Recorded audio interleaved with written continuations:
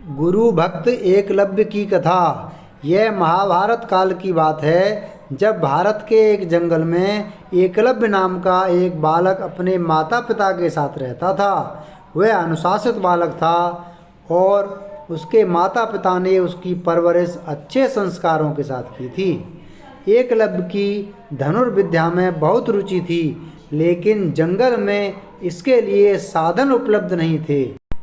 इसलिए वह गुरु द्रोणाचार्य से धनुर्विद्या सीखना चाहता था। गुरु द्रोणाचार्य उन दिनों राजकुमारों अर्थात पांडवों और कौरवों को धनुर्विद्या सिखा रहे थे और उन्होंने भीष्म पितामह को वचन दिया था कि वह राजकुमारों के अलावा किसी को भी धनुर्विद्या का ज्ञान नहीं देंगे। जब एकलव्य अपना निवेदन लेकर गुरु द्रोणाचार्य के पास आया तो उन्होंने उसे अपनी व्यवस्था बताकर वापस भेज दिया। इस पर एकलव्य बहुत दुखी हुआ, लेकिन उसने यह प्रण लिया कि वह द्रोणाचार्य को ही अपना गुरु बनाएगा। शारीरिक रूप से गुरु की अनुपस्थिति के चलते उसने उनकी मिट्टी की मूर्ति बनाई और उसके सामने तीर कमान चलाने का अभ्यास करने लगा। देखते ही देखते वह एक उम्दा धनुर्धारी बन गया। एक दिन की बात है, जब गुरु द्रोणाचार्य अपने शिष्यों के साथ धनुर्विद्या का अभ्यास करने जंगल की ओर आए। उनके साथ एक कुत्ता भी था। उस समय एकलव्य भी जंगल में धनुर्विद्या का अभ्यास कर रहा था।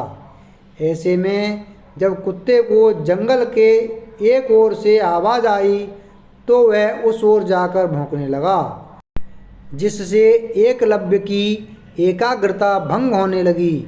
इस वजह से कुत्ते को चुप करवाने के लिए एकलव्य ने उसके मुंह में कुछ इस प्रकार बाण चलाए कि उसका भौंकना भी बंद हो गया और उसे कोई चोट भी नहीं आई। कुत्ता वापस द्रोणाचार्य के पास भाग गया। जब उन्होंने कुत्ते को देखा तो उन्हें अपनी आंखों पर विश्वास नहीं हुआ और उन्होंने सोचा कि इतना अच्छा धनुर्धारी कौन है जिसे धनुष बाण की ऐसी विद्या आती है। जब उन्होंने जाकर देखा तो उनके सामने हाथ में धनुष लिए एकलव्य खड़ा था। अपने गुरु को देखकर एकलव्य ने उन्हें प्रणाम किया। द्रोणाचार्य ने उससे पूछा कि उसने यह विद्या किससे सीखी, तो एकलव्य ने बताया कि वह किस प्रकार उनकी मूर्ति के सामने प्रतिदिन अभ्यास करता है। यह सुनकर द्रोणाचार्य आश्चर्यचकित हुए। दरअसल गुरु द्रोणाचार्य ने अर्जुन को वचन दिया था कि उससे बेहतर धनुर्धारी कोई नहीं होगा, लेकिन एकलव्य की विद्या उनके इस वचन में बाधा बन रही थी।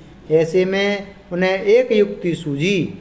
उन्होंने एकलव्य से कहा, वत्स, तुमने मुझसे शिक्षा तो ले ली, लेकिन मुझे गुरु दक्षिणा तो अभी तक नहीं दी है।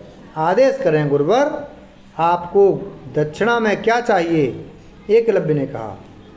एकलव्य की बात का जवाब देते हुए द्रोणाचार्य ने कहा कि गुरु दक्षिणा में मुझे तुम्हारे दाहिने हाथ का अंगूठा चाहिए।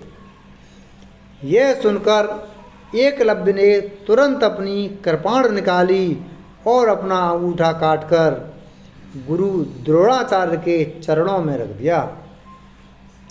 इस घटना की वजह से एकलव्य का नाम एक आदर्श शिष्य के रूप में आज भी याद किया जाता है। कहानी से सीख।